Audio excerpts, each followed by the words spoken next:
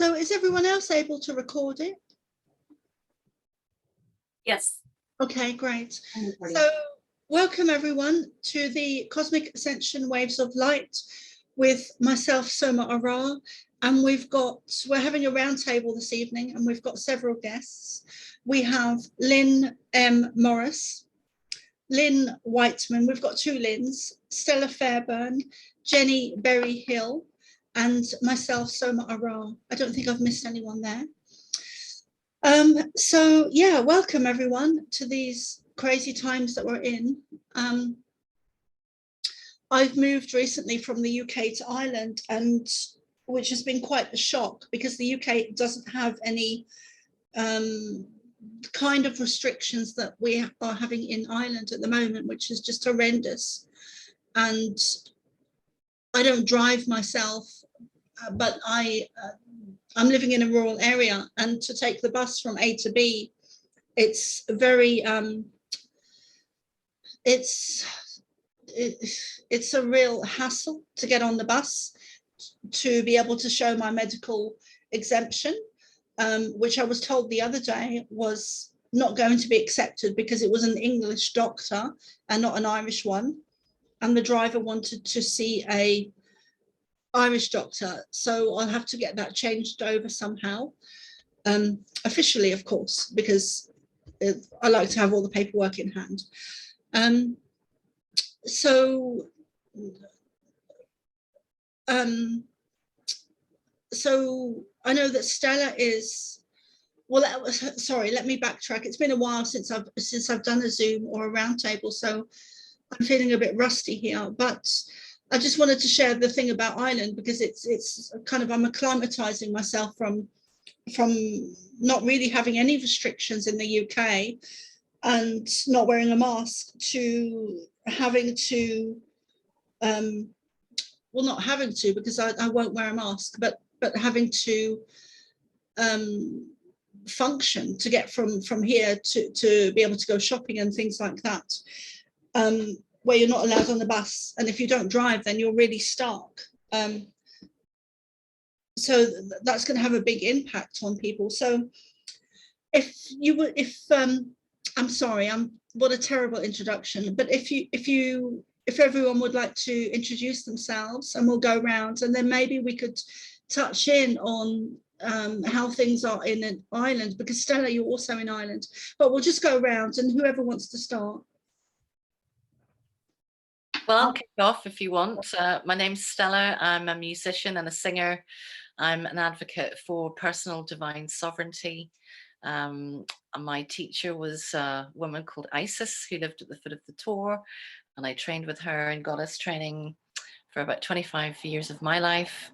And I am all sorts of other things and wear different hats and everything else. But my main focus right now is being a ray of hope and a beacon of light for people to know that there is still a choice.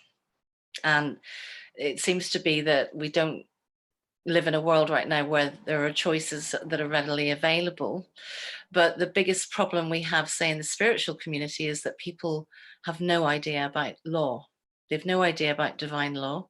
They have no idea what the legal system is compared to lawful counsel.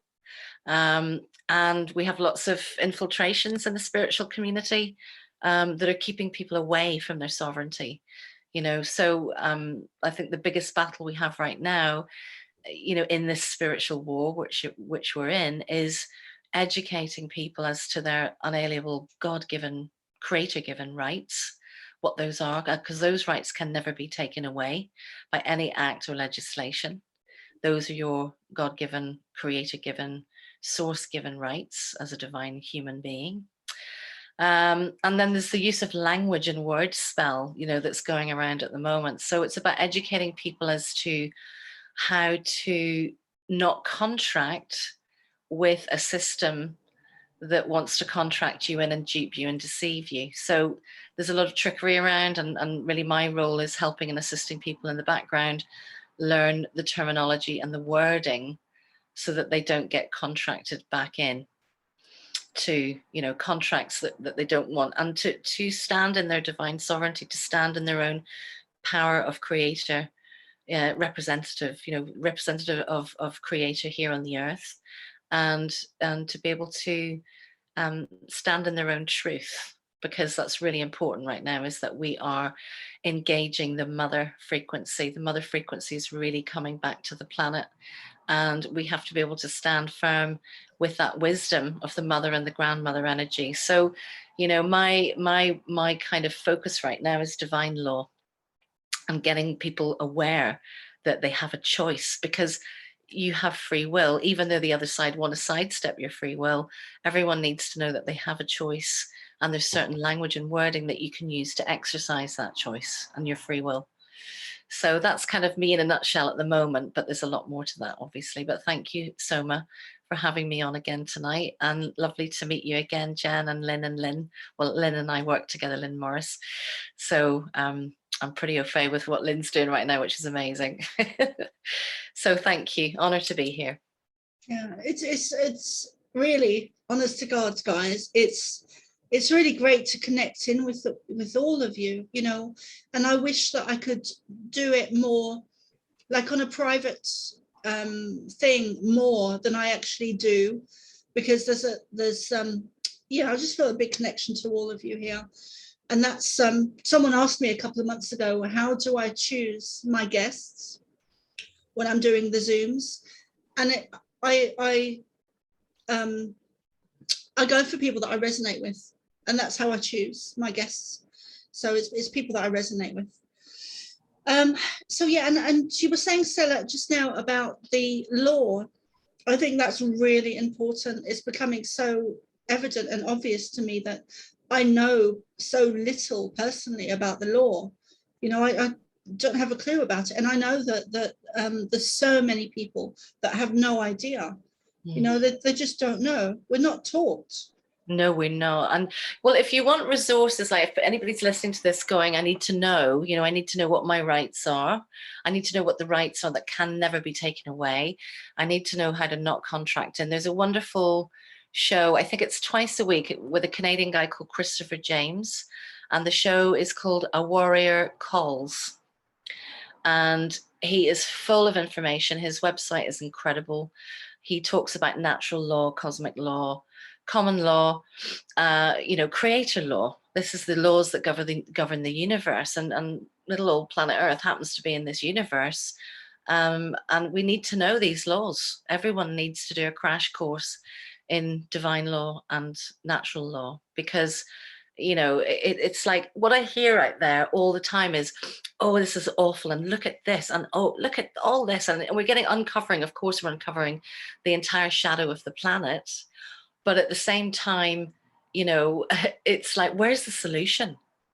You know, I listen to really big names out there. I'm not going to mention any names tonight, but there's people out there with massive followings, but they've no solution. And like, we have a really simple solution, and that is you make your body land in a world of maritime law, which is the law of the sea and piracy.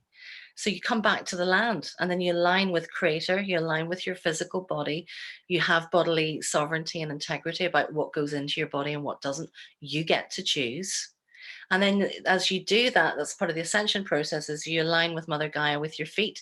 The sole of your feet is called, why it's called the soul, S-O-L-E, but it is the soul, because the feet represent every organ and every atom in your body kissing the earth. And we have a symbiotic relationship with Mother Gaia. So you need to know these laws, and no one can take them away from you. But wow, it's a crash course for many people right now out of desperation. But the divine are intervening as well, but we'll come around to that later. Thanks, Stella. So who'd like to go next? Well, I'll go next if you like. It was really lovely meeting Soma. We did have an amazing in-depth conversation. I don't usually talk about my channeling, so it was wonderful to meet a kindred spirit. So thanks for, you know, the universe putting us together, and for me being here this evening. So lovely to meet you all. I am a facilitator of deep, relaxing bodywork. And that's my main focus at the moment, because it's helping to reconnect people to who they truly are. And I've been working with my husband for the last, well, probably near 20 years, but personally on our own, doing the training and helping people to embody this deep connection to themselves and to Mother Earth and to Source, so that they're completely balanced and aligned. And the bodywork helps to do that and brings them into that place where they can be relaxed enough to see things clearly, have much more clarity and things like that. We really, really love our work, and having recently moved, a bit like Soma, recently moved from West Sussex down again to Dorset, as we lived here many, many years ago. And it was literally an 11-year journey when we moved down here in 2001, having taken this leap of faith from corporate. And we ended up down here not knowing a soul, not knowing what we're going to be doing. And it was just a complete re-education of many, many, many things, which I won't go into now, but loads and loads of things. And out of that was born this bodywork, which is incredible. Also, we did training with Dolores Cannon and became hypnotherapists. And that's a really lovely way to connect in as well with what people's soul journey is, what their path is, what they're here for, and healing as well, because you know, there might be recurring patterns in this lifetime that need to be healed. And it's been really lovely holding the space, not only for the body work, but for the hypnosis as well. So there's many other aspects to me, you know, a bit like Stella said, it's there's a whole picture there, and I'm an artist as well. So that's probably enough for the moment, but just to give you a bit of an introduction. Thanks, Lynn. And Lynn also channels the Pleiadians as well. Yeah, genuine channel, genuine connection to the Pleiadians. And yeah. So who would like to go next? I'll go next if you want. So thank you so much, Soma, for you know, inviting me on tonight. Appreciate I'm it. delighted to meet you, Lynn. I've heard lots about you from not just Stella, but also other people as well, and it's all good. Good. So I've been in the area of healing for about 20 years, actually 21 years, because I count that being my hospital work as well, before I left quite dramatically in 2009, as I had a quite dramatic awakening. And just followed my heart really, and went down that pathway of discovering who I truly was really, or trying to find out who I truly was. Did sort of lots of training in healing courses at the very beginning, but actually came to the conclusion that, you know, I was to bring my own healing systems forward. So been doing that for a number of years. I've just sort of I'm just sort of rolling up my academy, which was She's Powerful, to do more deeper in-depth work now, as I'm guided to go and work more fully with Stella, and far more into our joint sovereignty work and the work we do with the white flame and lots of other things that are coming. So it's an exciting time really, as I'm letting go of that old work as such and moving into a new phase. Very much probably my galactic self has come online, my cosmic self is more online now. And I did have quite an experience with the fact that I've had my a sort of a walk-in as such of a collective of cosmic goddesses called the Astrea Collective, which are from Sirius. But we're beyond Sirius actually, but we came in through the Sirius portal, and here really to bring new teachings from the Divine Feminine for the New Earth, and bringing new tools that we've never used before, that will start to come online, and which is that's been a bit of an experience for me, and a bit of a journey actually of sort of having a part of Lyn walk out, go, and then the goddesses sort of walking in, and there's 12 of them, so I'm the 13th as such, as the soul I am who's sort of hosting them, but I knew them I've known them for a long time. They're not new to me. They were with me when I was born, I found out actually recently. So they were there at the beginning, but they had to step away because I did go through quite a hard childhood. I don't really talk about it much now. It's old timeline, you know, it's healed, it's sorted, I've reintegrated, but I did experience satanic ritual abuse as a child. I was targeted for definitively to stop me coming online to this point. They didn't want me to do this. So of course, you know, you get targeted. So I've got a very quite, you know, a really deep insight about what survivors have to go through, and the amount of healing, you know, is required, and the mechanics of it really as well. But anyway, moving on from that, it doesn't define me, but that's just something that is a side of me which I, you know, help others to release the damage that is done on a soul level that way as such. But you know, working with Stella, we've been running this amazing Rose Spiral since last July last year.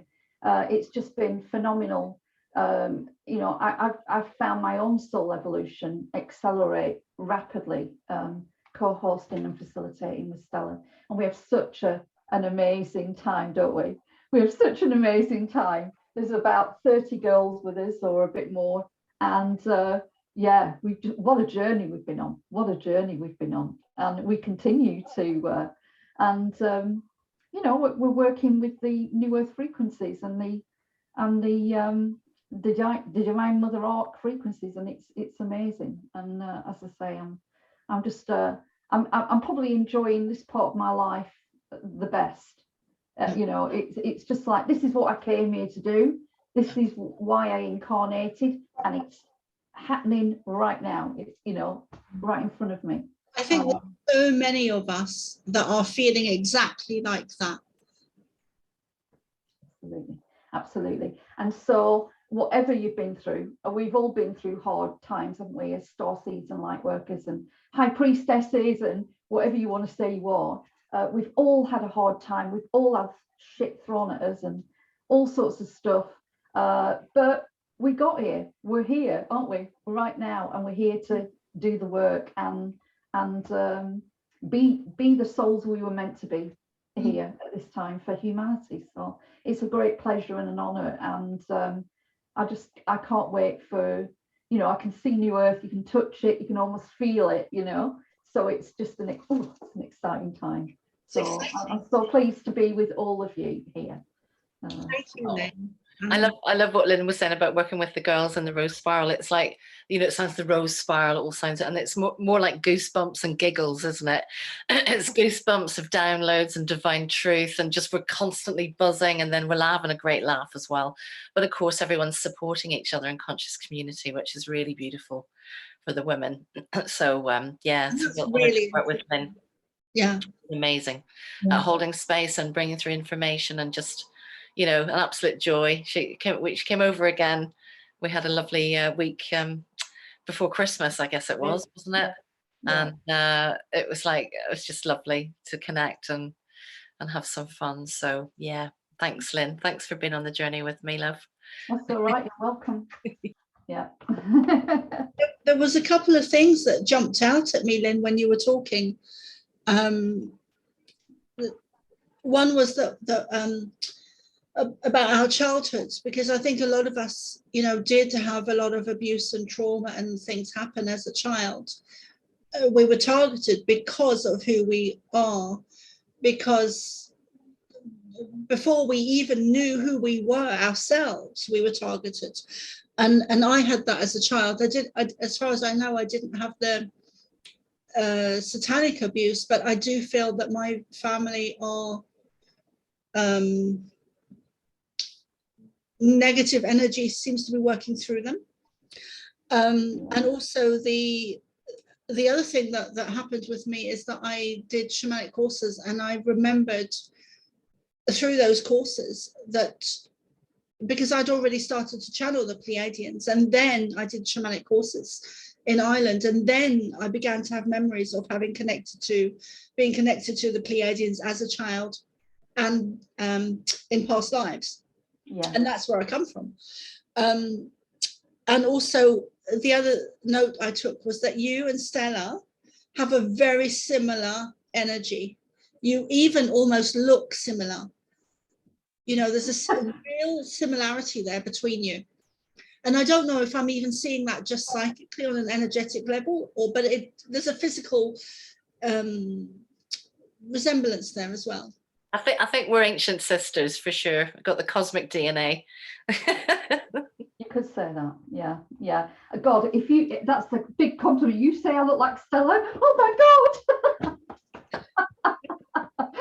Gorgeous goddess she is. So there you go. Anyway, but yeah. Thank you.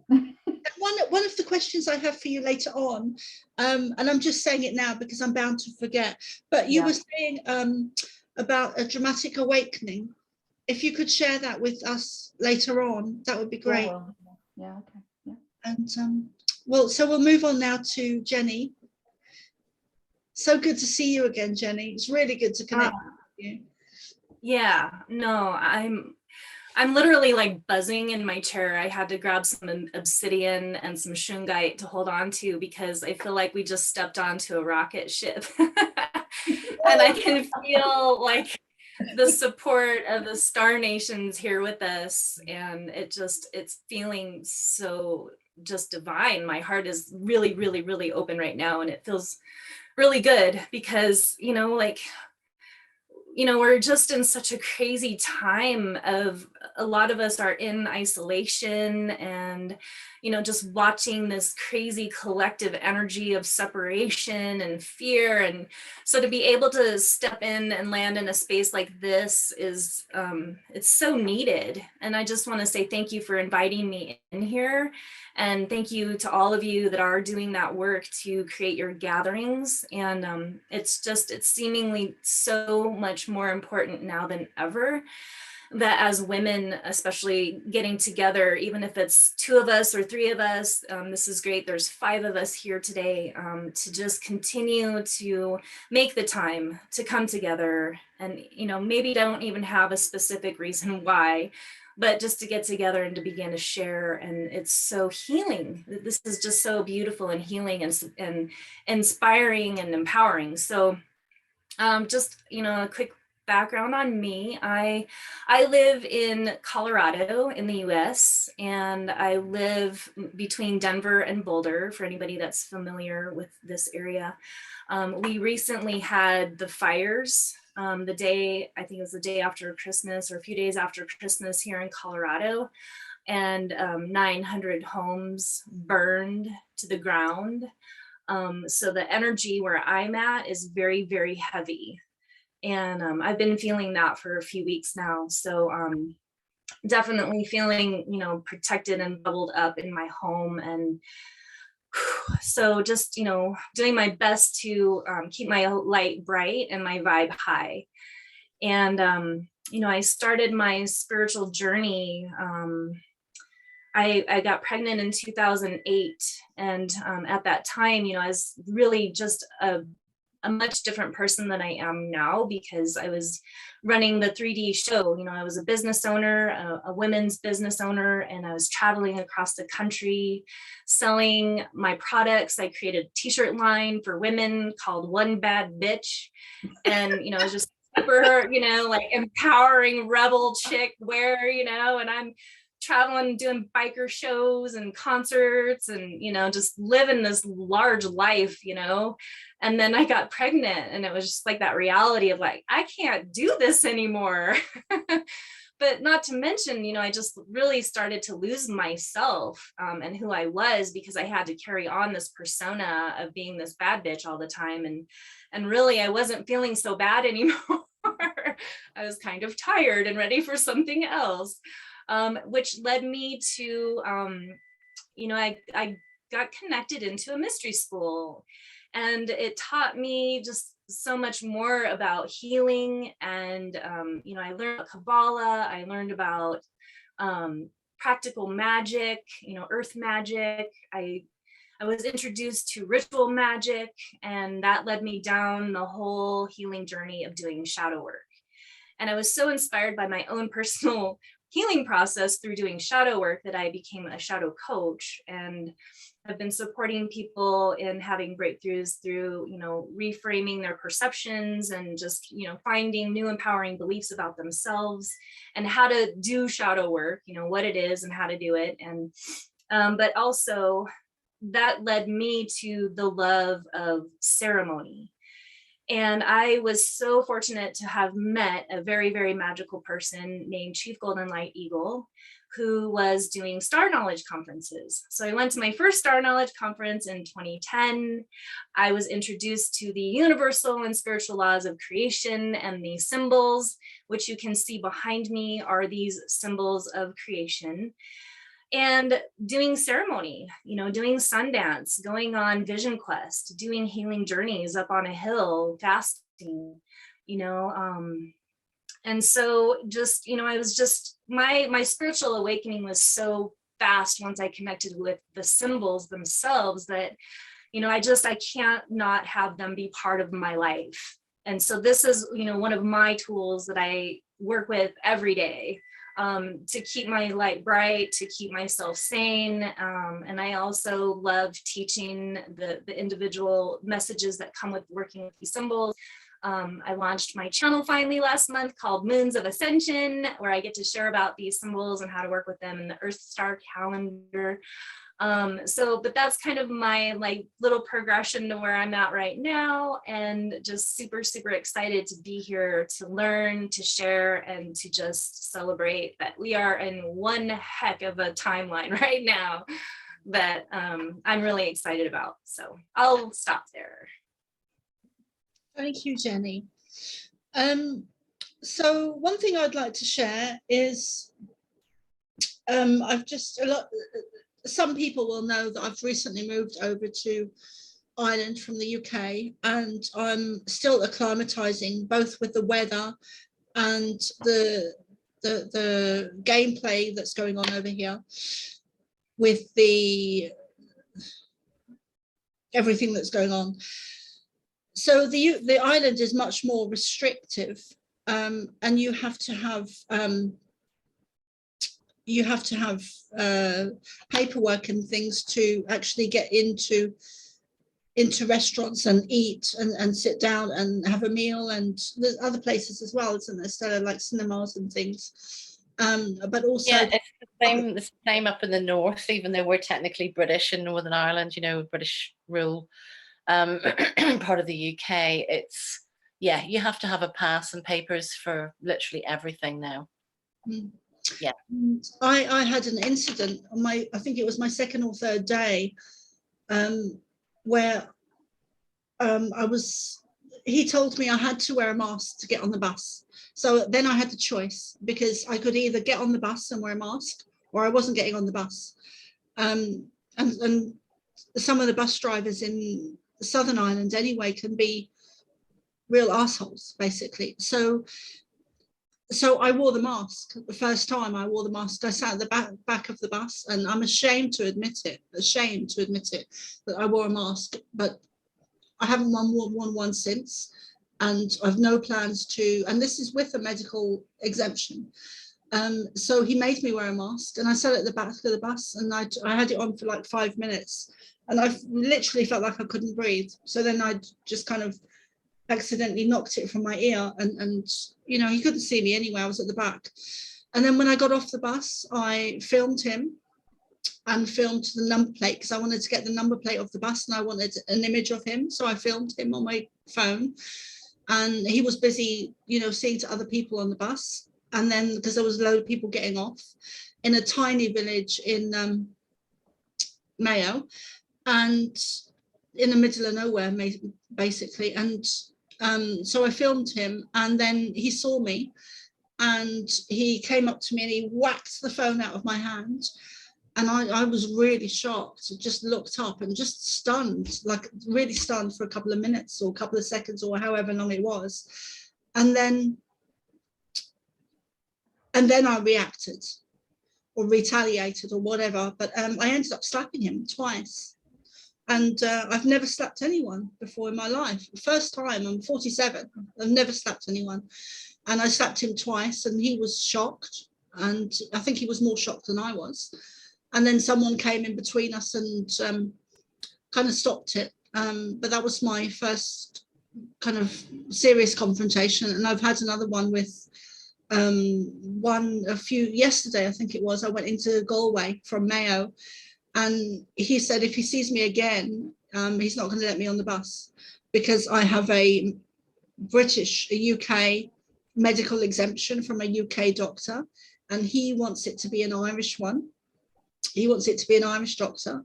So he said if he sees me again, he's not going to let me on the bus. So then what do I do? And I was talking to, I'm part of a group in like a private or secret, I'm not going to use the word secret, but like a private WhatsApp group in for this area, for Galway, for the south or southwest of Ireland. And so they were saying to one of the members there had said that she had a similar incident on the bus with one of the drivers, because they kind of take the law into their own hands, some of the bus drivers here. And she was saying that she had a similar thing. And then she said, well, she would call the police or the guards, the Gardaí, and see what they would have to say. But there seems to be, I mean, I come from a really traditional, for want of better words, a really traditional old Irish family. And I'm shocked as hell since I got back. Where is the Irish Celtic spirit that my granddad had and fought, without, explaining more, I'm using those words, but, he was, let me put it this way, he was a gentleman, my grandfather. So where the fuck is that Celtic spirit? Because it's not here in Ireland.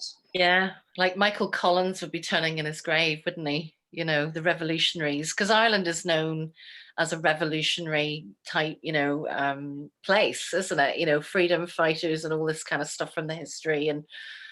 And we had a friend of ours up, he didn't visit us, but he was passing through the north to get a ferry, and he was walking around Belfast, and like no one's wearing masks out in the street. If you're out in the fresh air, no one's wearing masks. But as soon as you come over the border, people are out cycling, jogging, standing at the bus stop, all wearing masks. And I mean, if you're out in the fresh air, and you're able to distance or whatever it is, you're free enough to have the logical thought. So it just goes to show that the frequencies here through the networks in Southern Ireland, it must be pretty strong. Must be a pretty strong frequency that can make such an independent republic nation so subservient and compliant. But the Irish are very, they're very caring people, as you know.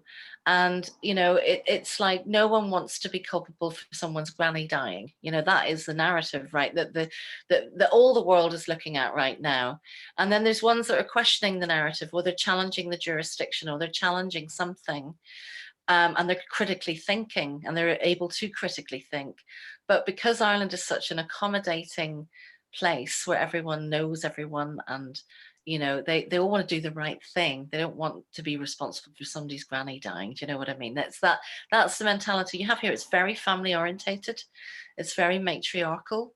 The mother will be rounding up the children and saying, no, you will have to do this, and this is the way it's going to be. So it's yeah, it's an interesting dynamic here compared to the north in Northern Ireland, which is, under UK law and UK jurisdiction technically. Well, it's under its own jurisdiction, actually. But it's very relaxed compared to what we're seeing in the south, for sure. Yeah. I've got a thought that the European Union have got sort of that energy, the European Union energy, which is very cabal based, isn't it? Very dark energy. I'm thinking that maybe that frequency is coming in on Southern Ireland as well to affect that, and make it worse, that overlay of the European Union. Just a thought, that just dropped in then, that could be affecting them as well, because we're not in the European Union now, are we? Great Britain, we've exited. Yeah, but Ireland still is, yeah. Yeah. Very much so, yeah. Southern Ireland, yeah, quite. where's the Celtic warrior gone? You know, my granddad, I mean, you were saying just now about Michael Collins, but my granddad would be turning in his grave as well, you know, and my granny was a real battle axe, you know, and where is that gone? I mean, because I left Ireland in 2017 to move to the UK. Anyway, I'm not going to rant on about England and islands, but it's just, you know, the Irish people, they're warriors, you know, they're real Celtic warriors. And I would just like to see more Irish people standing up and saying no, you know. And I was in a shop, I was in a charity shop the other day, and there was a group of women, there was about 4 women together that didn't have masks on. And I was standing next to them, and the owner must have thought that we were together. And she really gave out to them. She said, you have to leave because you don't have a mask on. And of course I piped up and said, because I'll be the first one to stand up if there's an injustice. I'm Aquarius. So I stood up to her and I said, well, actually I'm medically exempt and I have my thing on my phone, my medical exemption. So she let me stay and she ordered them to leave and they left. And one of them she looked very anxious and very nervous. And she was very obviously medically exempt, you know, because you could just tell, you know. And she started to get into a real panic, and she had a thing around her neck that with an exemption. And I just felt that if they had stood up and said no, that you know, she couldn't have done anything. And also, I've been thinking that people probably need to go shopping in groups and start doing things in groups where they are supporting each other. Anyway, I'm gonna shut up and give it over to you guys. So I'm not sure who wants to go next.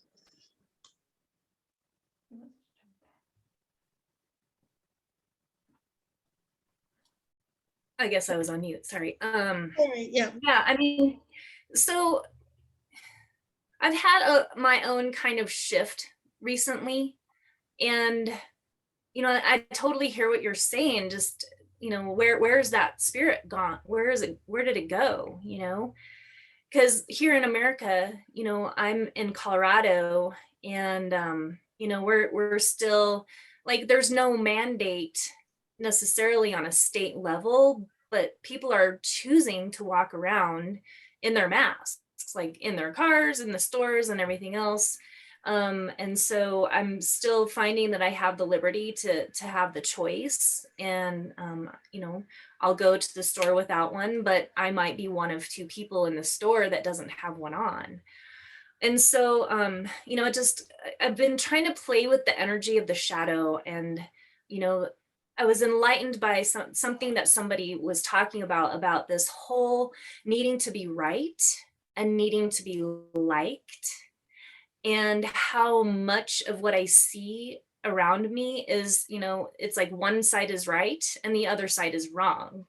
And I'm doing it too, you know, because I'm thinking, well, why the hell are you wearing the mask when you don't have to be, you know? And I could be really, really righteous in my belief that, you know, I'm right because you don't have to wear one, or, you know, honor personal choice. And so, you know, it's kind of like that whole idea of what we resist persists. And so whatever we're getting really riled up about is likely to just continue to keep showing up for us as a way to just, you know, make us fight to be right or fight to be liked. So I'm choosing more and more lately to just stand in the place of my own bubble, maybe is the right word for it, where it's like, okay, this is my choice and I can be okay with that. And if it's upsetting to you, tough fucking shit. That is yours, not mine. So I'm trying to play with the energies more to where I'm not in a sting or I'm not triggered. And I'm trying to be more light and accepting, whatever the choice may be. And so, you know, yeah, I wish that I didn't have to see what I see here. And yes, I'm I want to be somewhere where it feels more comfortable to be around more people that see things similarly that I see them. And I'm not seeing it. So yeah, I hear what you're saying. And I'm like, where is this, you know, like, I don't even know what to call it, because we don't have Celtic spirit here.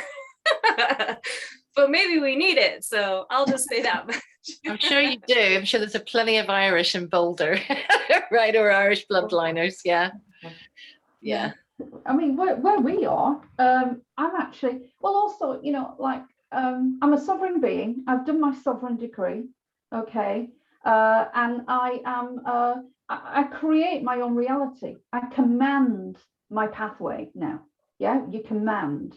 So you command your pathway onto the bus. You command you're walking into the supermarket and you won't be challenged. I mean, I don't wear a mask at all, and I don't wear an exemption. And okay, the UK is a bit different to Ireland. So, you know, where I am, I'm in Alton in Hampshire. So I'm around Basingstoke and Farnham and around there. And, you know, I walk into the supermarket and I just walk in like I own the place, you know, like I'm straight in. I almost put my invisibility cloak on. Invisibility cloak. I go in, I do my shopping. No one says a word.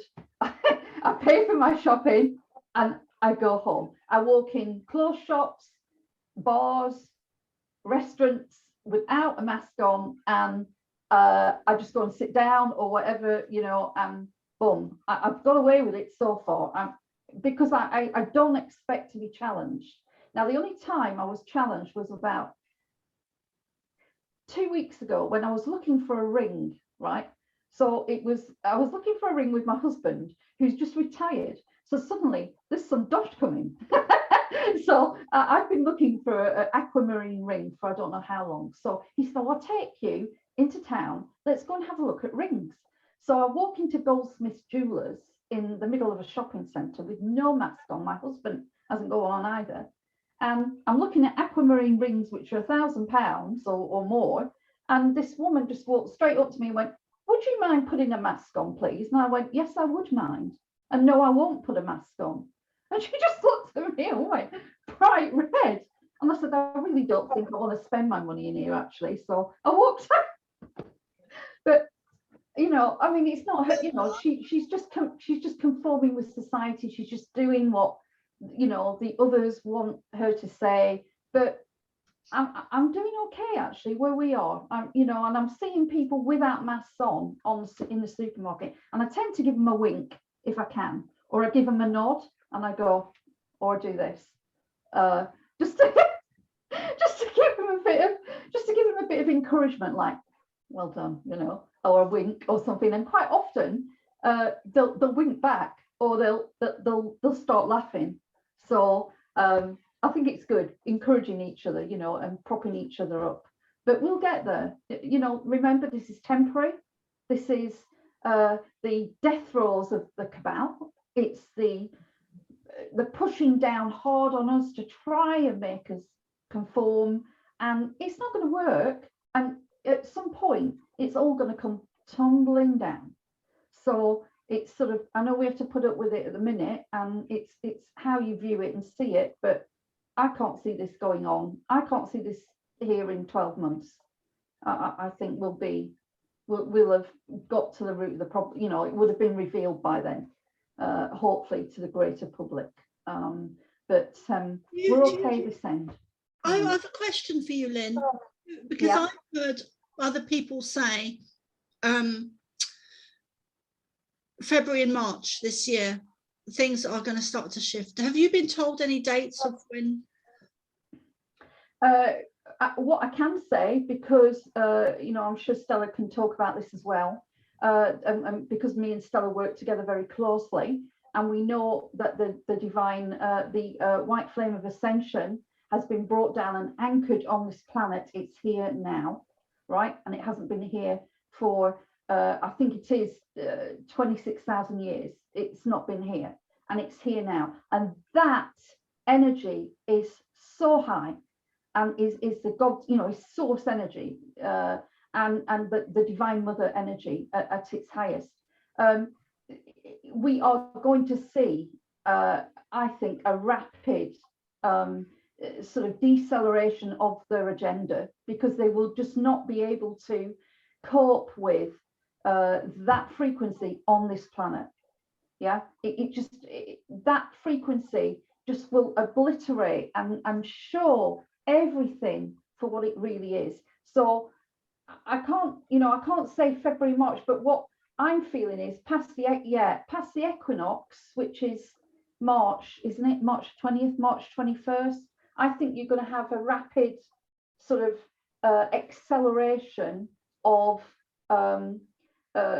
big disclosure, massive disclosure, and the mainstream media starting to fall big time, because they just remember that everything that is of not the light, the dark, the evil, the agendas, the satanic stuff, the ET, the negative ET agenda that we've had, and them controlling the grids for I don't know how many thousands and years of Earth, all of that will not be able to stand, as I say, the frequency we've just anchored.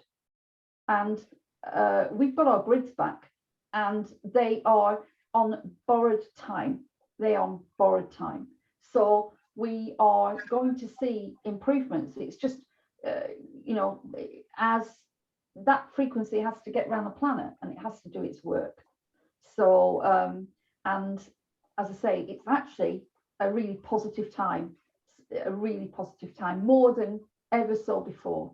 And I'm sure Stella, does a lot of work with this, and we've anchored the new Earth timeline. It's anchored. It is set in stone. It is not moving. They've tried to stop us doing that. They have done everything they could to stop us anchoring the new Earth timeline, and we've done it. Boom. It's like in cosmic cement. Yeah. Cosmic cement, and there's nothing that will break that cement. It is done. So they are like, they must be scared shitless, basically. So there you go. I'm sure Stella can add to that, but it Well said.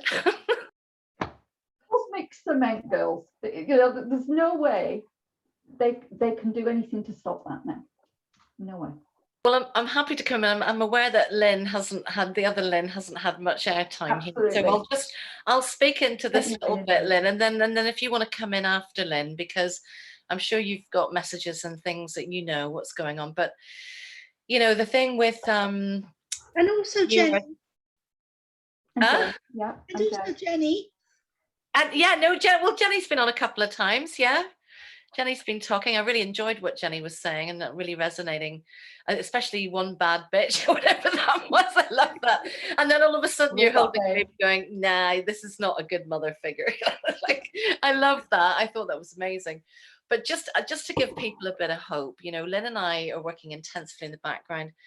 There's a lot going on that we can't really talk about publicly, but just know that the First Nation people are they're being labeled as things like anti-vax, or they're being labeled as conspiracy theorists, or sovereign citizens is the most recent one. And you can't be a sovereign and a citizen. You can't be a slave or have supreme jurisdiction over your body at once.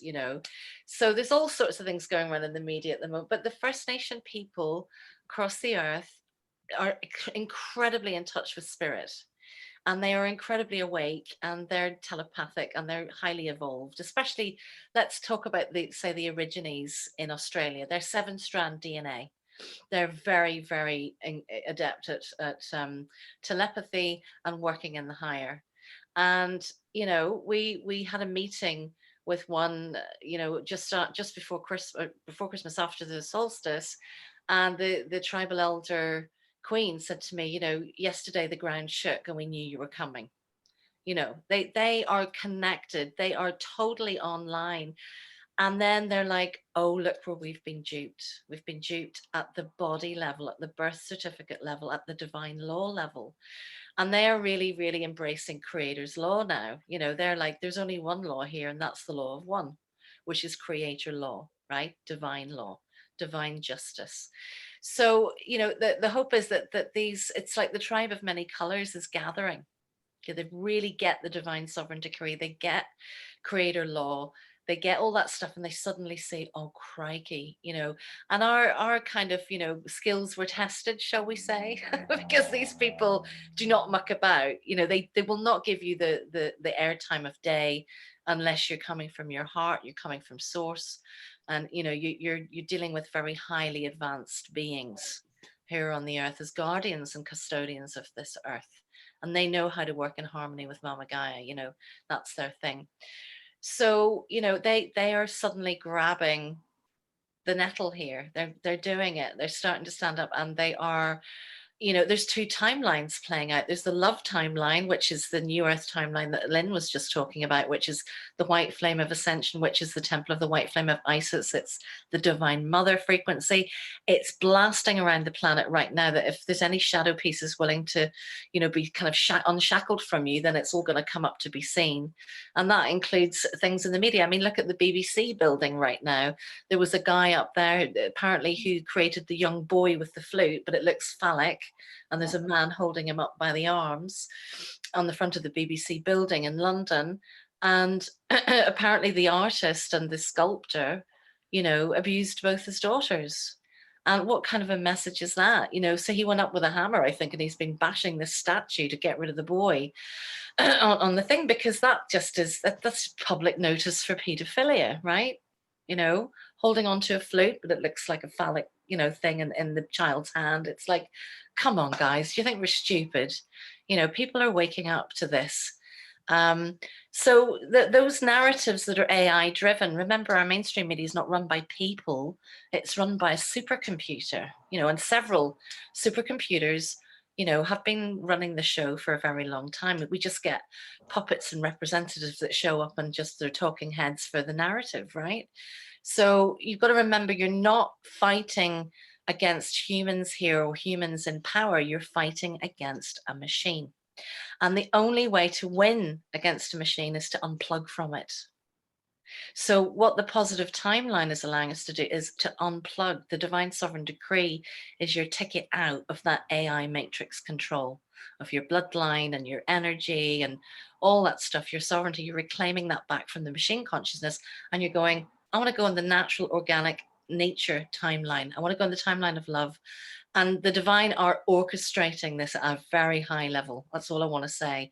The divine and all our star brothers and sisters and everyone else that's involved is orchestrating this to the letter. It is unbelievable. I mean, there was stuff going on last week, and I said to Lynn, there's no way a human mind could have come up with this and what they're doing. So it's coming, intervention is coming, but we've got to get through the next 9 months, guys. And it could be tough, because when, you know, when a narcissist can't get what it wants, it'll kill it, because nobody else can have it, right? And that's what's happening with the planet. So we have to be very careful. We have to get through this next 9 months. We have to be prepared maybe for food shortages, or not to be able to go to the shops, to be extradited because we want to exercise our personal freedoms of choice. You know, there's a lot of people out there that think the pandemic's a common cold that's been blown out of proportion. There's a lot of people that have died of COVID, long COVID, have died through complications and been on ventilators. They've had terrible times. So, you know, there's two schools of thought here. And I personally know people that have had it. I've had COVID myself, and it's not nice, you know, and it's just one of those things that we have to get through. So there's two timelines now, and we have to go for the positive timeline, which is from our heart, living from our heart, choosing love in every breath, not contest. If you choose to contest with Satan, he'll win, right? So you have to just opt out and walk away. And literally, when they said Christ turned the other cheek, that's what it means. Unplug. Do not go into contest. You know, do not engage in warrior stuff. So it's just about creating your own timeline, like Lynn was saying, creating your own, commanding your own existence. And what Jenny was saying about living in her own bubble, creating her own space to live in, you know, being in this world but not of it. But we're getting a heck of a lot of help, guys, so don't think that it's just going to go on and on and on. There will be light at the end of the tunnel. I reckon it'll be the second equinox of the year. We'll see a very positive shift then, but we just got to get through these next, you know, 8 or 9 months. I don't know, Lynn, does that fit in with what you're getting from your guidance? And Lyn Whiteman, I'm talking to, because she doesn't have much. Oh yeah, go on. Oh God. Yeah, absolutely. And yeah, echo a lot of that. Absolutely. And also with what Jem was saying about being in your own bubble, because in a way that's sort of how what we work with works. It's like being able to be safe and secure in your core, in your divine space, and then navigating the world from that place. So that even though all those conflicts and contrasts are going on around us, we don't necessarily, we can choose not to engage in them, but we're in our own bubble. It's not as though that bubble is self-contained and is withdrawn.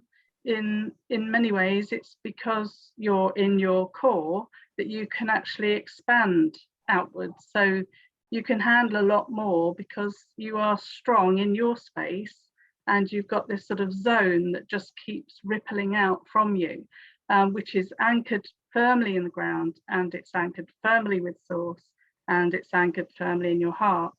So, you know, for the sort of universal laws that are playing out there, like the law of polarity and the law of duality and the cause and effect and the correspondences, and there's loads of other universal laws that are given and they're fixed. So they'll always be there, whether we like it or not.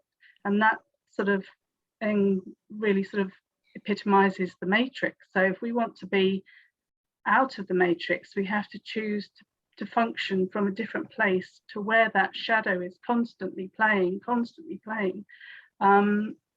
But we have to see it, and it's not like we're dismissing it, and we have to honor it. So once we've honored it and we've seen it for what it is, then, and we're empowered, it can't control us anymore. So we are starting to choose to co-create our own reality and our own timelines, which are totally different to where other things are going. So yeah, you know, that's sort of basically what I wanted to say. And also very connected with New Zealand and Australia, because we've got family over there, and also the sort of the elders and people, we sort of met some people there, and they're just lovely people, and the Indigenous ones. And also we had an amazing journey over in the States many years ago now, 2004 I think it was, where we went onto the Hopi reservation and had an audience with Grandfather Martin, which was absolutely wonderful. But part of that was, you know, honouring White Calf Woman, and then listening to him, and he was sort of saying that things were very different, and that did anybody care, and it was very moving. I think it was about 11 of us in this group, and we felt very honoured to be there and to acknowledge the fact that yes, we did care, and that was why we were there. And it was lovely for him to hear us, and then we heard him. Obviously I think he's passed now, but it was an amazing experience. And as we were in America, I've been moved from Phoenix right the way through to Mount Shasta, and then back around to Phoenix again afterwards. Every single thing we did for spirit, we ended up having a double rainbow, literally moments afterwards. It was just phenomenal. So we feel like, you know, we were saying about the rainbow colours and everything, a bit part of this rainbow tribe. I think we are that, and it was very obvious on that whole journey. And the other thing that happened on that journey was it was like living the dream awake. It was moving through in the flow of everything in the moment. So we didn't prejudge anything. There was no timing, nothing. It was all very natural, and quite an experience to know that that's how to be in the moment, every moment, with your connection. So it was an amazing teaching. So where we are now is great. There's obviously the contrast is out there. But we've also met some lovely like-minded people here, as we had in West Sussex. So I'm feeling good about that. And I'm having to walk my talk and and live as I've just described, really being in that moment and not judging, staying out of that polarity and duality, and being in this sort of core neutral. That's what we call it. That's it.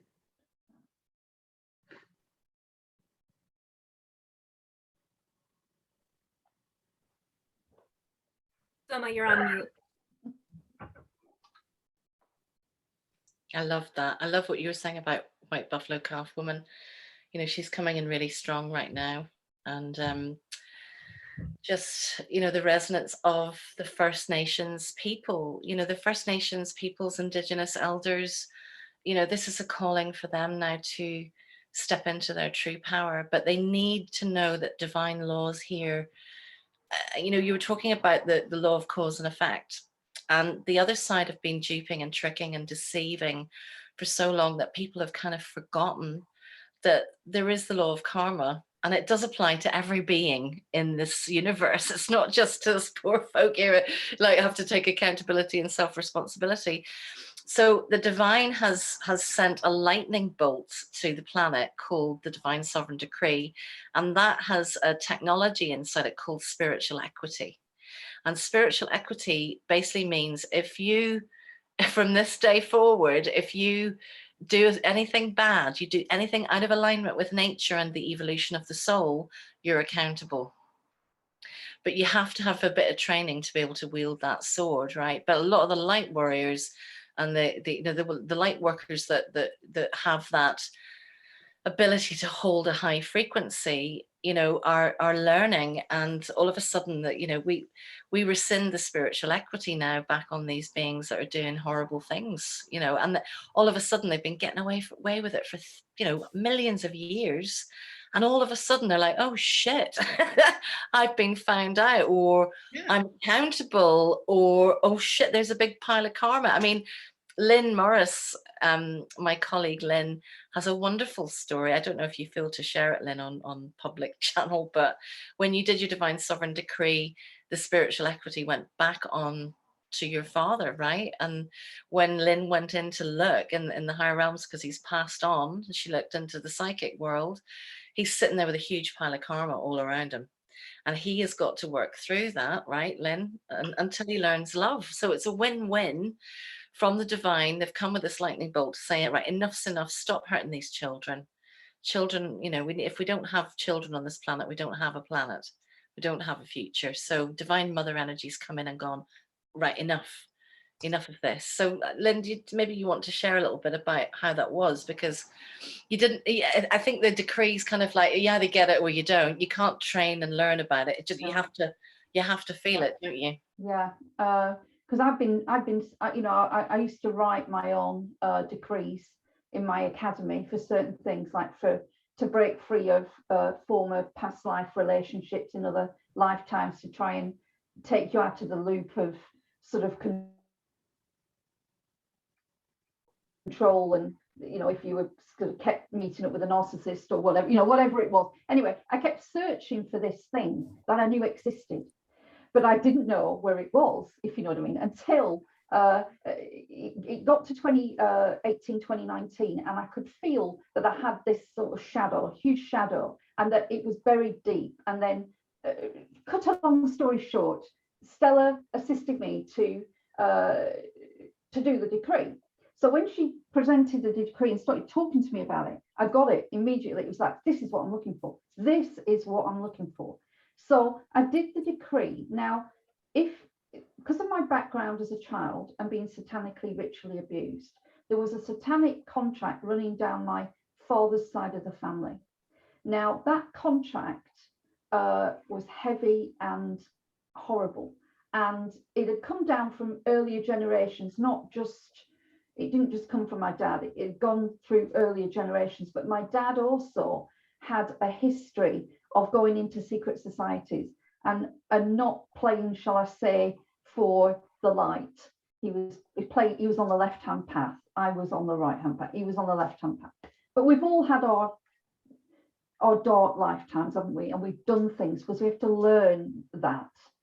We have to learn how to integrate our darkness and our light. Anyway, So I do the decree in June 2020, was it? June 2020, I did the decree. And immediately, just slightly afterwards, I was having a conversation with someone in the States who's a very powerful seer. And we were talking about my pathway. And she didn't know anything about the decree. She didn't know I'd done the decree. She didn't know I'd just done it. I'd only done it about 3 weeks before, 4 weeks before. And she says to me, your dad is standing right in front of me, and he sat there with this, you know, he's got a huge plate of karma, and what he's doing is he can't hold it up. It's so big, and he's so pissed off with you at the minute. He's really angry. So I said, oh, and then I realized, you know, I'd done the decree, and what the decree does is it sends back all the spiritual equity. So all of the karma that has been placed onto you, and you know, any survivors or victims of anything, the way they sidestep karma is they sort of roll it onto the victim, yeah, on the survivor. Immediately I did the decree, I rescinded all that back. So all the contracts got broken, and all of the karma that had ever been rolled onto me from my father, and also all of the burden, the burden that they placed on me, was then completely just sent back to where it came from. So immediately everything that I was carrying on a soul level went backwards to all of the perpetrators. So anybody who'd ever abused me, you know, the people that were involved in the satanic ritual cults, all of that, they all got it back immediately. So my dad got this huge plate, and he was stopped in his tracks. And what was said was, I have to go and learn. He spoke to me and said, I have to go and learn. And they've said to me that I have to go away with them. And there was a large archangel with him, and he had to go. And he had to go away and start learning what real love was, because he'd forgotten what divine love and real love really was. And so I don't know how long it will take him to go through the plate of karma, whatever, but I do know he's on the right path now.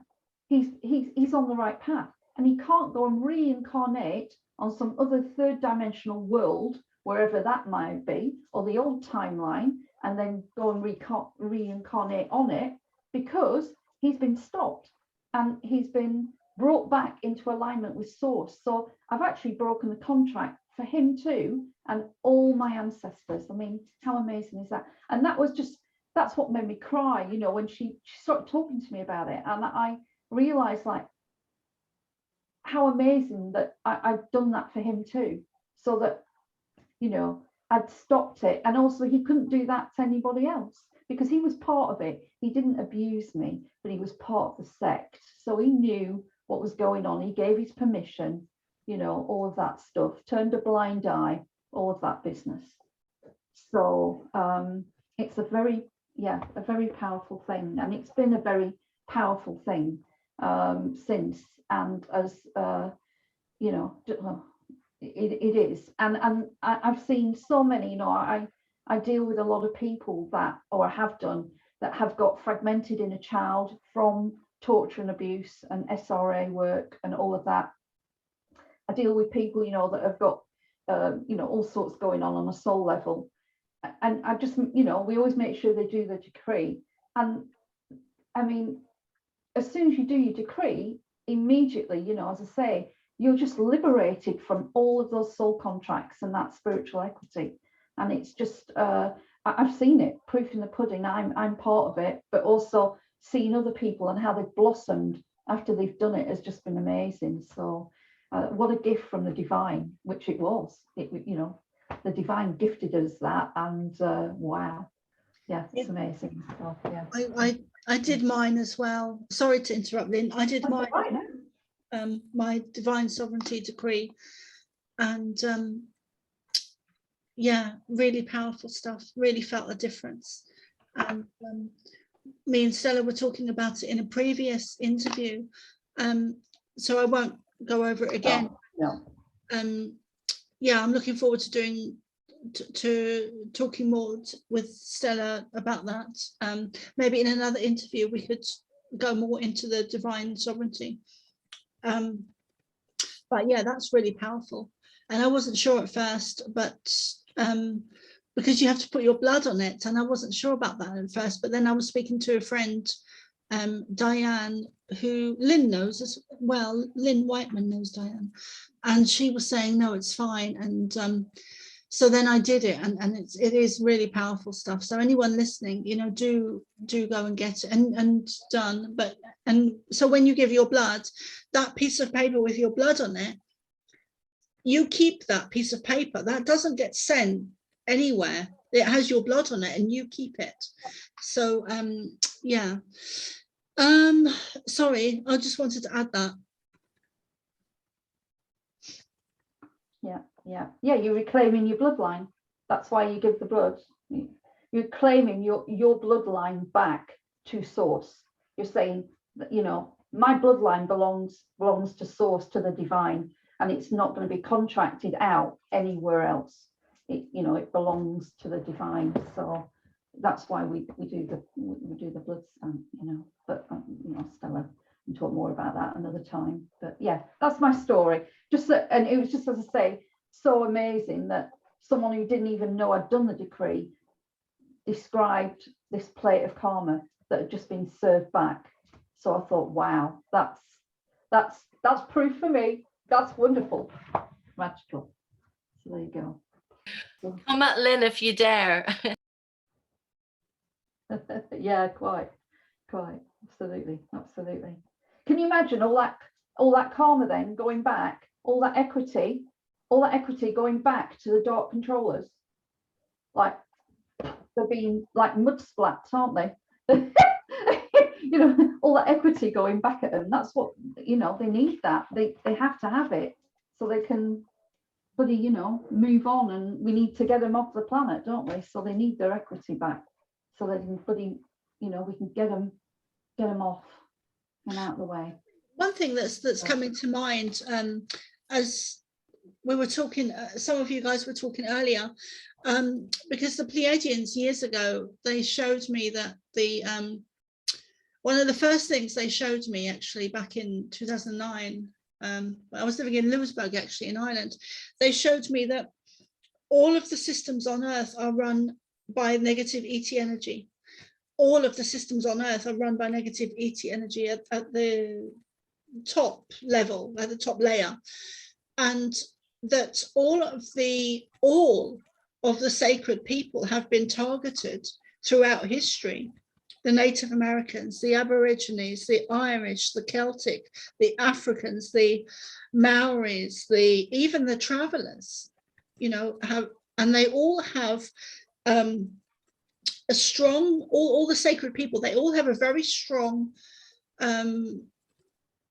connection to Mother Earth. They all have that, and it's in their DNA. And there's something in their DNA in all sacred people, which we all come from sacred people. There's something in the DNA that is, which is why they've been targeted. And I think there's a lot more to come out about DNA. And so perhaps, Jen, you could go into that, because you've got a,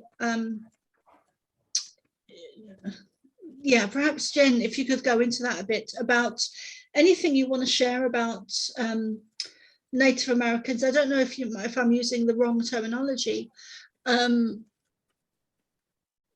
using Native.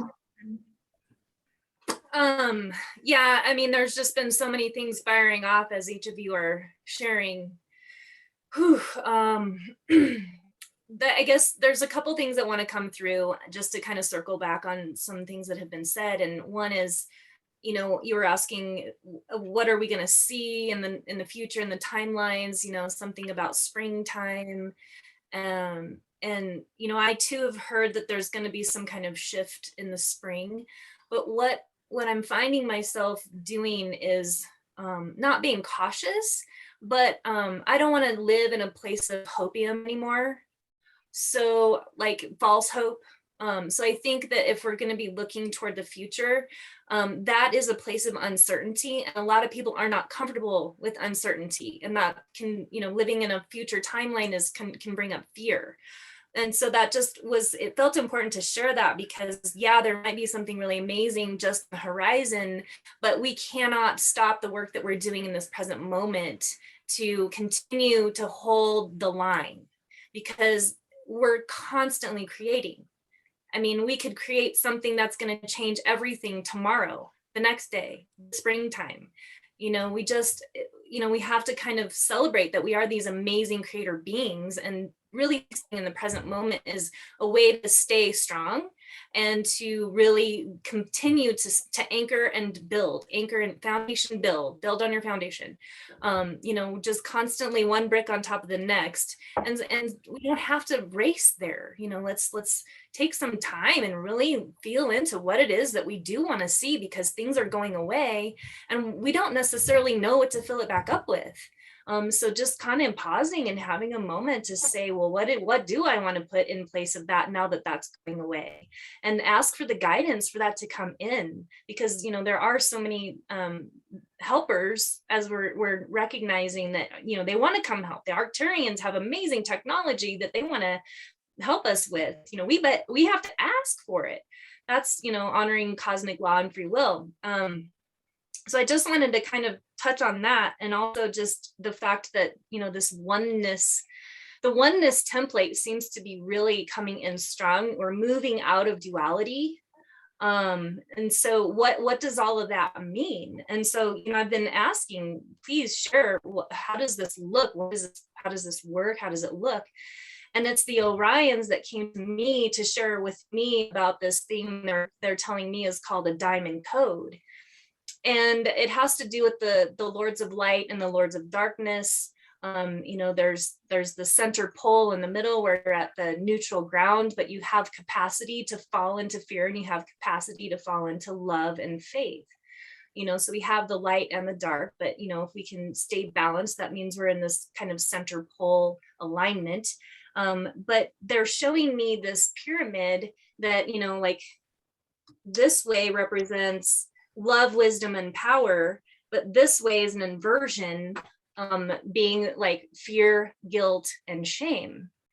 And so what I'm seeing and recognizing is they're really getting us. They're really tweaking us and making us do things, or we're allowing ourselves to be manipulated through our guilt and our fear and our shame, which is an inversion of free will. And so, if we want to be on this ascension of light, we have to, do the inversion to its rightful placement. And be in that love, wisdom, and power. And so where I'm leading with that is, there's this idea of silent consent. And so they know how to get our consent through movies, through music, through this crazy little dude on top of the CNN building. These are ways that they get us, and it works. And so that to me is also part of how we have to command back our own cosmic free will law, or divine law, is really recognizing, what am I choosing to even just see and look at and accept as being okay. And, really, this is a call to being in really strong integrity. And so taking the time to really know yourself is what's so important. And to me, that is what the oneness template is. So it's not externalizing anymore. It's a time to go inside and be internal and finding that strength, which is the wisdom that we can carry as our knowing, and really honoring the integrity of others, having respect for everyone and their choice, and respect for nature and, just the natural law. So that was a huge thing that just had to blast right through. And I don't even know if I answered your question, Soma. I think you were asking a little bit about the First Nations people and the Indigenous. And, I did spend a lot of time with Chief Golden Eagle. He was a Dakota Sundance chief, and he passed away last July. But he was such an amazing man, because he really always honored free will. He was so compassionate, when he was walking with the name of Chief Golden Light Eagle, he was very compassionate, and he always said, do what you feel. Do what you feel. Because we can get up in our head and, you know, really trash or sabotage our path. And so I think it also needs to be shared that, you know, we're not, none of us are immune from having to do the inner work, including our elders and our spiritual leaders and our, you know, Native American and First Nations. You know, they've been traumatized, yeah, in the past. You know, there's been a lot of atrocities, you know, and that a lot of that can travel through the bloodline, like we're talking about, and people can get really stuck on the victim of what happened, you know, a long time ago, and that can still run the energy. And so I've seen a lot of spiritual superiority in my last few months of just a lot of criticism and a lot of, you're doing it the wrong way, and you know, you're white, you have no business being here doing our ceremonies. And that was not Chief's way. That was not Chief's way. He was a nation's altar, and he respected everybody, and we were so blessed to have filled one of his visions and his prophecies, which was to bring the 4 directions together at Sundance last year. And we did it, and his contract and he left. And so now we're all charged with bringing forth our own piece to this amazing puzzle. And so, yeah, I'm sad, I miss him, but my gosh, you know, I feel totally supported by him at the same time. So that's just a personal experience that I've been going through, and it felt appropriate to share that much, just in terms of my experience with working with, let's just say, Native American friends and family. And yeah, I have a big prayer around all of that, just that, you know, we all can find that healing that we all need to clear our bloodlines. And, you know, we always said what we do now affects 7 generations, and 7 generations to the future, and 7 generations to the past. So it's really, really powerful work when we can choose to stand in the fire and look in the mirror and reclaim just some aspects of who we are, and embrace that we don't want to be, by finding the gift and how they serve us. So thank you for letting me go on and on. Good wisdom, good wisdom. Thanks, Jenny. Lyn Whiteman, I sent you, I know you didn't see it. I just sent you a message in the chat. So if you, yeah, you it flashed up very quickly, and I went, is that for me? Okay. Yeah, I mean, Jenny, sorry, would you, at the end of this, would you be happy to do a prayer or a meditation or something?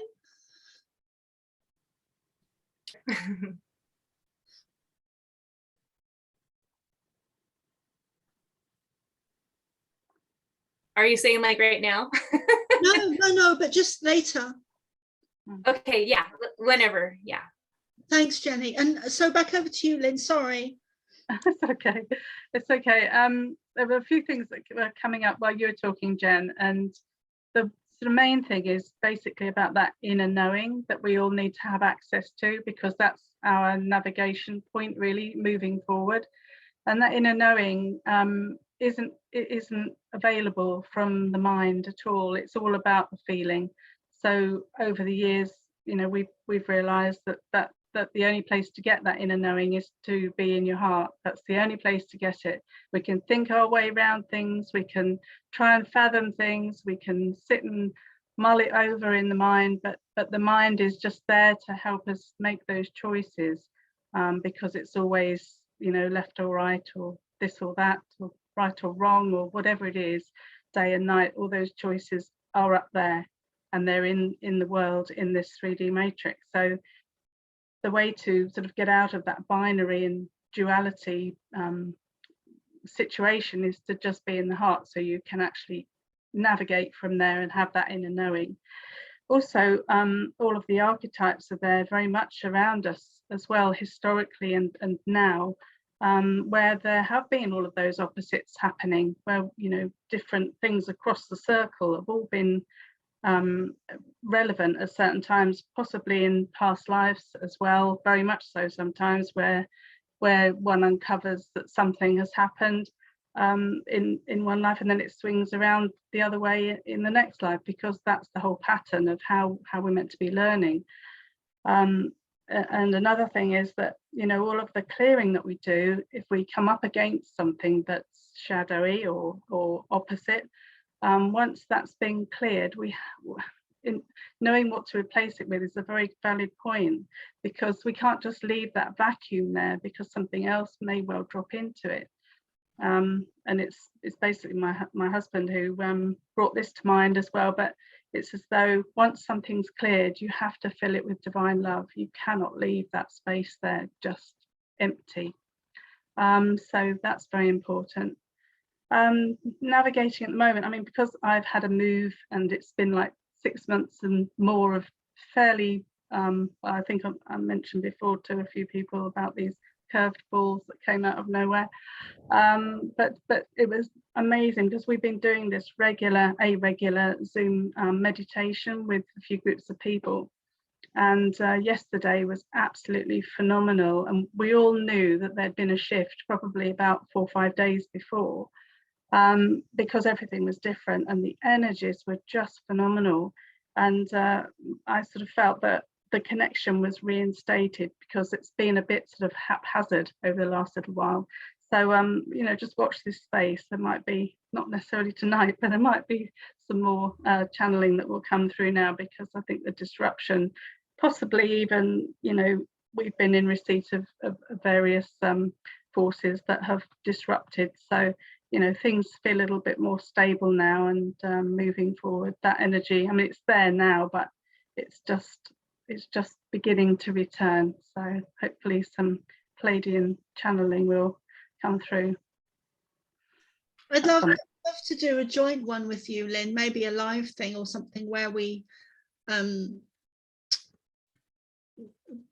I think I was talking to Jenny about this before, or Jenny was talking to me about it before, where we don't need to be in competition with each other, you know, none of us. We're all, you know, on very similar paths, and I just think it's beautiful that you channel the Pleiadians as well. And I'd love to do some, I know we've been talking a lot about doing some things behind the scenes, and that hasn't manifested yet, but I'd love to do maybe a joint live channeling with you, because we both channel the Pleiadians, so maybe that's something that we could do in the future. Sorry to interrupt you then. That's okay, no, it's fine. I'm okay. That's good. We'll look forward to that. That'd be brilliant. So is there anything else that you guys want to talk about for tonight? No. And Lynn, I'd love to do a one-to-one interview with you, and I'd like to do more with you and Stella and Jenny and Lynn, all of you. I'd like to do more, you know. And I think, I don't know, is there, so maybe we could go around the room now and share our details and what's coming up and what's on, you know, what's in the pipeline for you, and where you're at and what's happening and what's going on, and what courses and workshops and things that you're doing. And then if Jenny could maybe do a prayer or a meditation at the end, that would be great. Sure. Well, I'm happy to kind of seal off what I mean, Lynn and I are doing stuff together. Lynn Morris and I are doing stuff together. I've got we've opened up the Temple of the White Flame to initiates that feel that they want to come in and to keep that energy again, to be a flame keeper. And there's many on the planet. So on Monday, we have the full moon in Cancer, which is the mother moon in its home station, shall we say. And that is the divine mother moon. So we're doing another initiation on that evening at 5 o'clock I've got a detail on my website, or not website, on my Facebook page. You can have a look. Is that tomorrow? Yeah, No, no, Monday at 5. You're very welcome, Soma, and everyone here. If you don't want to come, you're so welcome. And then we are doing a series of ascension codes, 12 activations, initiations and mastery codes of the white flame. So it's really powerful. And Lyn's Australia Collective will come in, and there's many other beings from all over the place that want to come in. They're queuing up to come in and help everyone to accelerate their process, into, collapsing the duality, right? Doing your shadow work, digging for gold, all the rest of it, and then collapsing the duality into sovereignty, into divine love, into divine wisdom, into the deep knowing of the heart. So, that's the unity consciousness timeline. That's where we're going, isn't it? That's what we're all ascending into. And then Lynn and I will have a Temple of the White Flame mystery school starting at some stage, because all the new teachings of the New Earth have to be grounded where they were probably mysteries before, but it's more like a truth school. It's like, how do we live in the New Earth? How do we navigate the New Earth? How do we, what's freedom? What really is freedom? People need training on what freedom is, and, not tacitly, like Jen was saying about tacitly acquiescing and tacitly accepting contracts. Actually, we have no idea what these are. So there's a huge education process needs to go on for how we live in 7D Gaia consciousness, for instance, which is what the white flame's all about. It starts at 7D and up. So it's really for ones who are advanced in their ascension. And I'm not saying that anyone's better or worse or lower than anybody, but there's different levels of consciousness, and these are for the initiates and the way showers and the ones who've come to be the mentors for the New Earth. So all these teachings are dropping in now. It's like Lynn and I can hardly keep up actually with what's going on. And then if you want to reclaim your personal divine sovereignty and get rid of all those contracts, get rid of the adhesion contracts, get rid of the contracts and the burdens that were put on your soul over many, many, many lifetimes, then you can go to reclaimdivinesovereignty.com. You can apply on there and literally free your soul, free your bloodline. Your ancestors will love you for it. and yeah, start the freedom process, because that's what we're in now. We're coming into the age of miracles and freedom. And the Temple of the White Flame is the manifester of miracles. That's what it's here to do. So there's lots of Isis energy, Mother Mary, expect a miracle. Well, don't expect it. Go and bloody create it yourself, right? And start embodying the morphogenetic field of the New Earth, which is all about divine love, sovereignty, wisdom, and creation at your fingertips consciously. So it's been lovely being here with all of you. You're all amazing, and thank you so much, Soma. Love you, darling. I love you too, Stella, and thank you so much. Thank you so much for being part of it.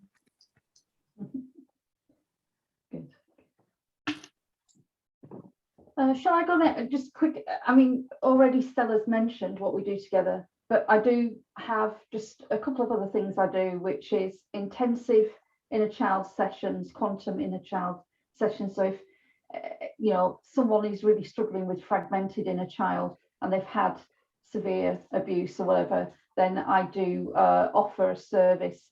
I don't advertise it. It's always by word of mouth, and people normally just say, Lynn can deal with that. Go and give her a message. And also, I never ever, it's all means tested. I never turn anybody away. Whoever needs it gets it because they need it. And I also do personal soul mentoring. Only just recently have I come back with that, because we've been so busy with Stella and doing all the work with the codes and whatever.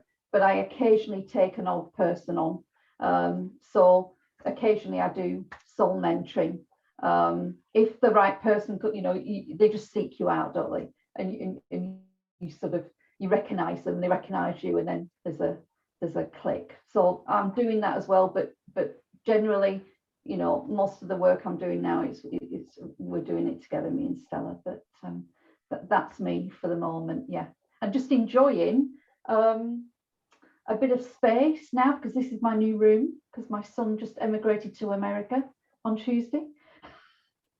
Not that I don't miss him, I do. It'll take me a little while to get over that. And my husband's just retired, So I need to disappear somewhere nice and quiet where I can do my work.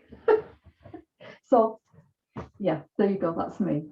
And thank you so much for I've really enjoyed it, and I resonate with all of you, and I've really enjoyed it, so thank you so much. Lynn, you've got your own goddess cave. Yeah, I've got my goddess cave finally. There you go. And where does your son, what county, sorry, what state has? Oh, he's gone to California, to LA, would you believe? But just outside of LA. But he's awake, and his fiance is as well, and he's gone there to get married. And he's getting married on the 22nd of February at 2:22 Wow. in Sedona. Oh, how lovely.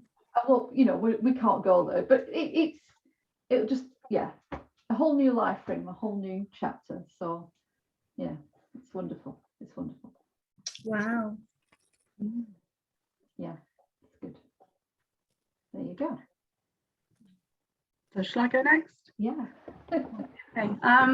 We've got a few introductory dates sorted out, so that we're going to be offering a bodywork day where people can come along and learn this technique and use it with their friends and family, and it helps with any stress or various other things like that to help keep calm, to get people in their center. And then to follow on, we've got 3-day courses which are scheduled in February, where people come along and do a 3-day with us, which is a bit like a retreat. And that goes through all of the sort of background to what we do, embodiment of this neutral space, and lots of other things as well. Apart from that, I do a QHHT, which is the quantum healing hypnosis technique, which is really great. Been doing that since 2004, and I love doing that. So that's another thing. There's other things I do, but those are the things that I'm focused on at the moment. And if anybody wants to look up the neutral space, it's just neutral-space.co.uk. And then the QHHT is evolutionary consciousness. That also has a hyphen, and that's co.uk as well. And thank you very much for the invitation, Soma, and it's been lovely sharing time with you ladies. Absolutely fascinating. So it's been an absolute pleasure for me too. So good to see you all. Lynn Morris, did you share your website? Oh, well, it's under development at the minute, but you can have it. Yeah, it's www.lynnmmorris.com, and that's where I do grids as well, newer sort of sacred geometry grids, but new earth frequency grids. So it's new geometry and goddess type grids as well. Yeah, so people can go on there and look at them and look at what I do as well. Yeah.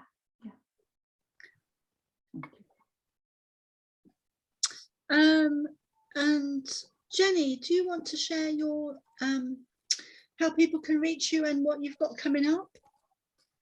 Sure. Yeah. In fact, so I've been doing what we've been calling Galactic Goddess gatherings every month on the new moons. And for whatever reason, the timeline shifted just a little bit. So I'm actually doing a full moon Galactic Goddess Zoom, and it's going to be this Monday with the full moon on Monday, the 17th. And it is going to be 6:30 p.m. Mountain Standard Time. So you can find more about that on my Facebook page. You can find me as Jennifer Crystal Eve. And I also have my Moons of Ascension YouTube channel live now, and we'll be doing a new moon recording on the 31st. So the goal is to put out a video at least once a month and just kind of going over the influences of the moon cycles as they relate to the universal and spiritual laws of creation, and how to work with the symbols for your walk of ascension, and just kind of getting a sense of how things kind of weave together on an astrology level, but more on like a DNA activation and cosmic awareness level. So it's really fun, and it can be, you know, something really simple to kind of add into your life. So I'll be sharing more about that. And you can also find me with my shadow work at EdenArising.com. So I'll go with that for now. Thanks. Thanks. Thank you. And I would like to share that I'm asking for donations at the moment, which is something I hate doing, and I haven't really done it before, not in the way I'm doing it at the moment, but I'm looking for, I've just moved over to Ireland and I'm looking for, originally I was going to just rent a room in a house, because I thought it would be easier and cheaper, but it turns out that you need to be vaxxed to, I hope I haven't said the wrong words, but you need to have the snake bite in order to share with people these days, because everyone is so fearful in Ireland especially. So you need to be have had the snake bite in order to rent a room. So of course I haven't. So I'm looking, so I've had to kind of look for a house to rent, which would double the cost. It's very expensive in Ireland at the moment, and there is a housing crisis as well. So I've moved at the perfect time.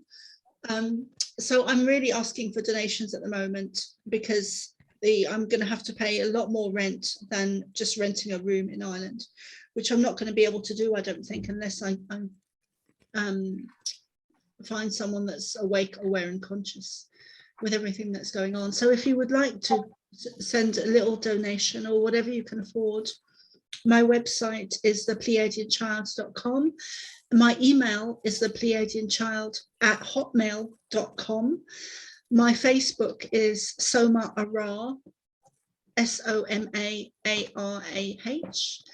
And I think that's all my details. You can check out all my information on my website as well. And so I think that's all I'd like to share. So, my darling, is there a donate button on your website? I've been having problems with all technology and everything. So yeah, heavily. Could you maybe put a link to us now, the girls here, and then when we share our YouTubes or whatever, we can put a link in and an appeal for you, you know, to help you out. Okay, yeah, I can probably do it after the I can do it after we end this roundtable, if that's okay. Yeah, perfect. Okay. Yeah, fine. But yeah, thanks, Stella. That would be a big help, because people have been really good. I was actually really pleasantly surprised that so many people have been donating and helping, but I'm still not quite there yet. So, but yeah, that would be great. Thank you. And Jenny, would you like to see us out with a prayer or a meditation? And if there's anything else that you guys want to say before Jenny does that.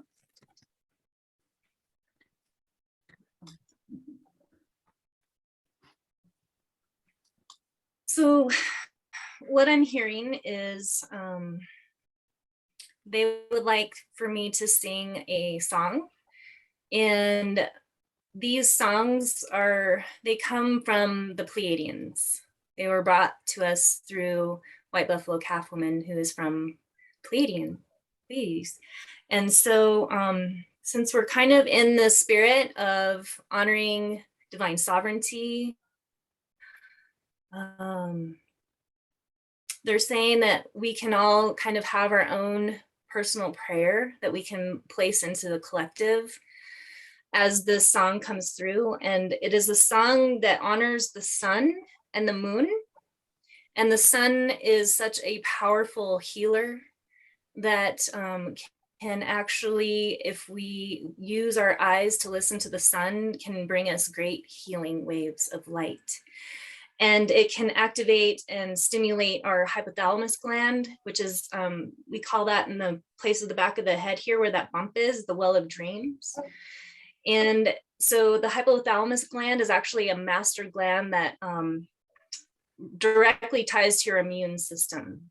So even if you wanted to just pray in a deeper level of healing of your immune system, or if you wanted to pray in, you know, something that you're needing for your walk, for your path, we as sun dancers, we pray to the sun and ask our ancestors to help us. So they're saying that this song is going to give us an opportunity to just put a little bit of a prayer into the collective for ourselves and for each other. And we'll be anchoring this light to all the places where you're all at this time. So I'm going to grab some tobacco, which will also be a vehicle for our prayers. And then I'll offer this to Gaia tonight when we do ceremony. So if you wanted to just take a few moments and breathe and close your eyes and connect with your heart and connect in with your vision for a strong immune system, activating your wisdom, asking spirit to come work with you in your dream time to bring you fresh ideas, inspiration, empowerment, guidance, clarity, understanding, strength to walk with integrity in your walk.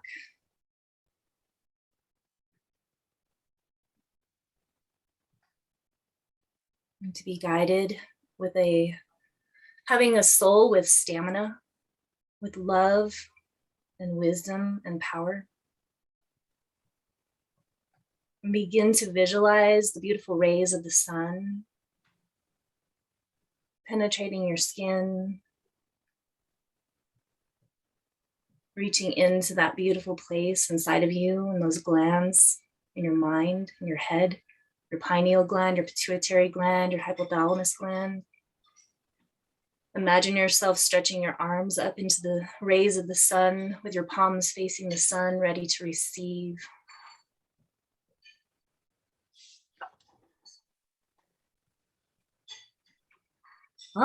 Petui taya ina panue.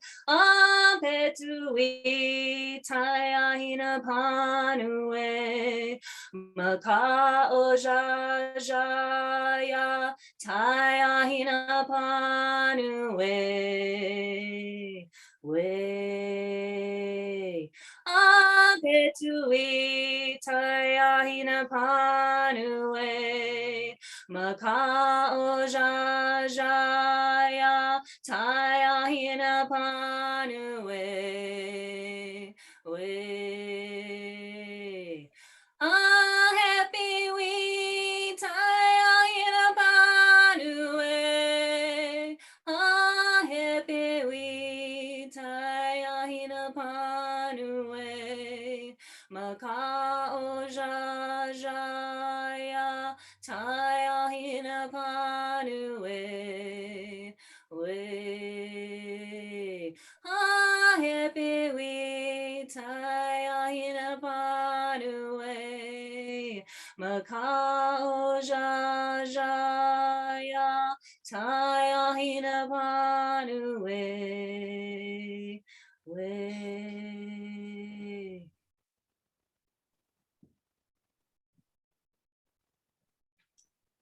That was beautiful, Jenny.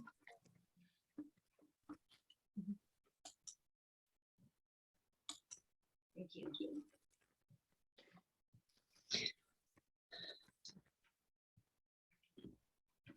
When I've been doing these Zooms, I've always just ended it because I don't know how to end the recording and stay in the room. Do you guys know how to do that? Yeah, you just hit stop recording. You just hit stop.